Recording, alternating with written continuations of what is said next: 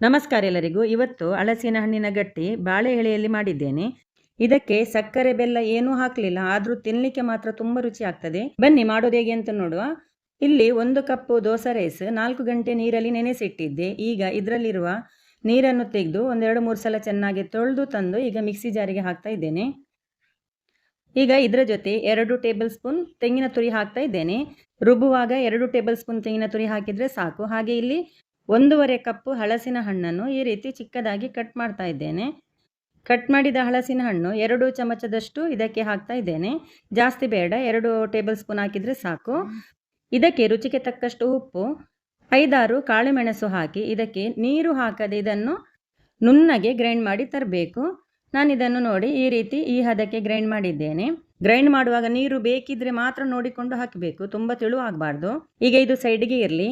ಈಗ ತವ ಬಿಸಿಯಾಗಲು ಇಟ್ಟು 1 ಕಪ್ಪು ತೆಂಗಿನ ತುರಿ ಹಾಗೆಯೇ 1 ಕಪ್ಪು ಕಟ್ ಮಾಡಿದ ಹಲಸಿನ ಹಣ್ಣು ಹಾಕ್ತಾ ಇದ್ದೇನೆ. ಈ ರೀತಿ ಚಿಕ್ಕದಾಗಿ ಕಟ್ ಮಾಡಿ ಹಾಕಿಕೊಳ್ಬೇಕು. ಆನಂತರ ಇದನ್ನು ಮಧ್ಯಮ ಉರಿಯಲ್ಲಿ 3 ನಿಮಿಷ ಕೈ ಬಿಡದೆ ಮಗುಚುತ್ತಾ ಇರಬೇಕು.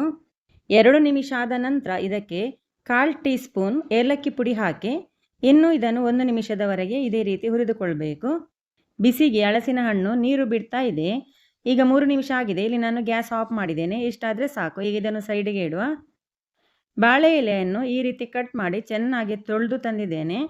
ಬಾಳೆ ಎಲೆಯಲ್ಲಿ ನೀರು ಇದ್ದರೆ ಅದನ್ನು ಚೆನ್ನಾಗಿ ಒರೆಸಿ ಆನಂತರ ಗ್ರೈಂಡ್ ಮಾಡಿದ ಹಿಟ್ಟು ಈ ರೀತಿ ಸ್ಪೂನಲ್ಲಿ ಹರಡಿಕೊಳ್ಬೇಕು. ಸ್ವಲ್ಪ ಸ್ವಲ್ಪವೇ ಹಾಕಿ ತೆಳ್ಳಗೆ ಹರಡಿಕೊಳ್ಬೇಕು, ದಪ್ಪ ಬೇಡ.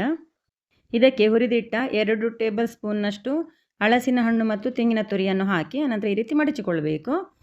ಇದಕ್ಕೆ ಬೆಲ್ಲ ಸಕ್ಕರೆ ಏನೂ ಹಾಕಲಿಕ್ಕಿಲ್ಲ, ಆದರೂ ತಿನ್ನಲಿಕ್ಕೆ ತುಂಬ ರುಚಿ ಆಗ್ತದೆ. ಸಕ್ಕರೆ ಬೆಲ್ಲ ತಿನ್ನದವರು ಈ ರೀತಿ ಒಮ್ಮೆ ಮಾಡಿ ನೋಡಿ. ಇಡ್ಲಿ ಪಾತ್ರೆಯಲ್ಲಿ ನೀರು ಚೆನ್ನಾಗಿ ಕುದಿ ಬಂದ ನಂತರ ಈಗ ಒಂದೊಂದನ್ನೇ ಇದರೊಳಗೆ ಇಡಬೇಕು. ಇಟ್ಟು ಮುಚ್ಚಳ ಮುಚ್ಚಿದನ್ನು 25 ನಿಮಿಷದವರೆಗೆ ಬೇಯಿಸಿಕೊಳ್ಬೇಕು.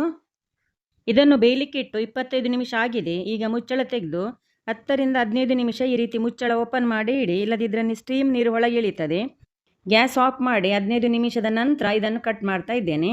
ತಕ್ಷಣ ಕಟ್ ಮಾಡಿದರೆ ಬಾಳೆ ಎಲೆ ಅಂಟ್ಕೊಂಡಿರ್ತದೆ, ತೆಗಿಲಿಕ್ಕೆ ಬರುವುದಿಲ್ಲ. ಈಗ ನೋಡಿ, ಸ್ವಲ್ಪ ತಣ್ಣಗಾದ ನಂತರ ಇದನ್ನು ಕಟ್ ಮಾಡಿ ತುಪ್ಪದ ಜೊತೆ ತಿಂದು ನೋಡಿ, ತುಂಬ ರುಚಿಯಾಗಿರ್ತದೆ. ನೀವು ಇನ್ನೊಂದು ಸಲ ಖಂಡಿತ ಮಾಡಿಯೇ ಮಾಡ್ತೀರಾ. ಹಾಗೆಯೇ ಇವತ್ತಿನ ಈ ರೆಸಿಪಿ ನಿಮ್ಗೆ ಇಷ್ಟವಾಗಿದ್ದರೆ ಲೈಕ್ ಮಾಡಿ, ಶೇರ್ ಮಾಡಿ, ಕಮೆಂಟ್ ಮಾಡಿ. ವಿಡಿಯೋ ನೋಡಿದ್ದಕ್ಕೆ ಧನ್ಯವಾದ.